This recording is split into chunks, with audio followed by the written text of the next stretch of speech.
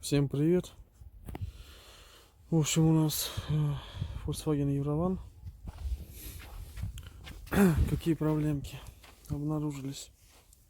Сильный свист с правой стороны, где все ролики ремня генератора.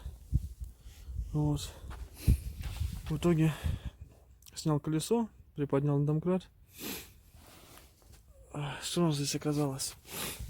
На заведенной машине смотрел, что вот это у нас восьмерит полностью шкив.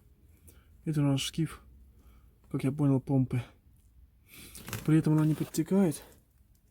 Но шкив это просто восьмеркой восьмерит и издает свист. Сейчас будем снимать ремень. Кстати говоря, ремешок потрескавшийся весь, его надо будет менять. Вот. И будем снимать вот эту помпу, смотреть, что там. Придется сливать жидкость, скорее всего. Ну и посмотрим. Итак, вот она снятая помпа.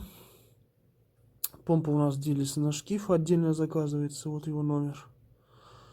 И сама помпа. Вот так она у нас выглядит. Эти у меня отлетели 3 штучки, что у нас с рук сорвалась, скользкая. Вот, в общем, вот здесь у нас такая балалайка. Ходуном все ходит. Вот такой гудеж был. Короче, помпа приехала. Оригинал там в районе десятки. Вот. Ну и остальное Китай начинает 1000 рублей. Ну и вот до 5 до 8 тысяч разные есть. Вот. Шкив этот старый оставлю. Помпу новую. Ее в любом случае менять. Шкив откручивается вот здесь шестигранником. Снял шкив. Зачислил место, где его номер есть. Вот его номер. Ну вот у нас 021 121 019 Б. Вот. Так, это у нас двигатель 2.8 V6, 204 лошади, 2001 год. Такую вот помпу заказал, фирма Dolls.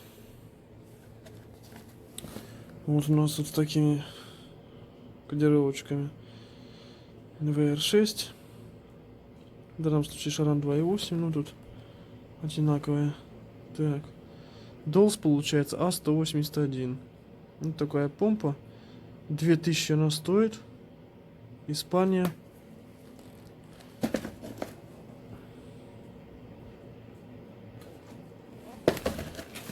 Так.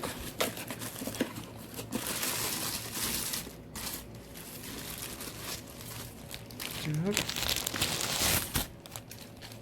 Вот такого плана. Кстати, здесь крыльчатка металлическая. С уплотнительным колечком. Таким крепким выбирает хорошенечко.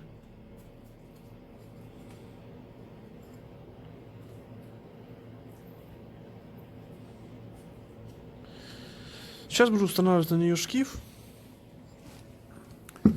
Так, где он у нас, кстати, шкив? Вот он. Шкив старый буду устанавливать.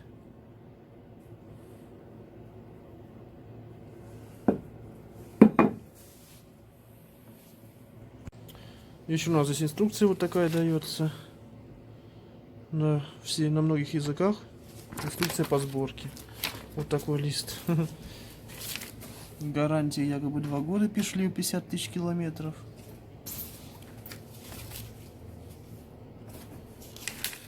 Как-то старую прокладку снять полностью, проверить герметичность.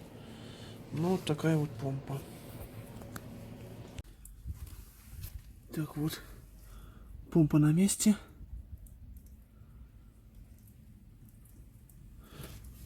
Сейчас поставлю шкив. Сюда на болтики упадем.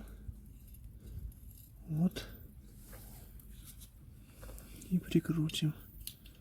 Шестиграннички. Тут у нас внутренний шестигранник.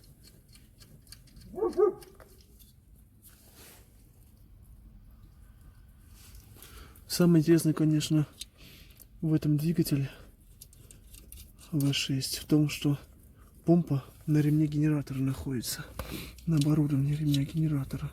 С одной стороны, ее поменять очень легко и просто. Это хорошо. А с другой стороны, плохо тем, что ремень ГРМ здесь, точнее говоря, цепь здесь стоит. Цепь ГРМ здесь со стороны коробки передач на двигателе. И это, конечно, геморройно. Башмаки, натяжители, цепь менять. Хоть цепь и долго ходит, но все равно сейчас как раз такой уже возраст машины подошел, что надо будет менять натяжители, башмаки и, возможно, цепи. Придется коробку скидывать.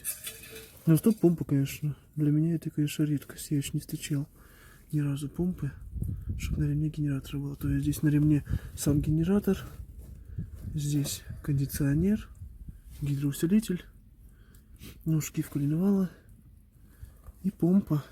Натяжной ролик еще вот у нас автоматический. А ремень здесь тоже интересно. Он ручейковый и двухсторонний. Сейчас в данный момент я установлю ремень старый, потому что новый не пришел еще. Задерживается. Поэтому пока на старом поезжу. Вот так. Помпа стоит на месте. Все вращается.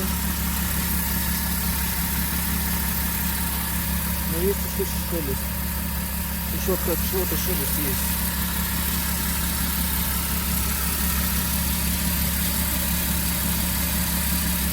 Будем дальше наблюдать. Всем спасибо за просмотр. Задавайте вопросы. Удачи в ремонте.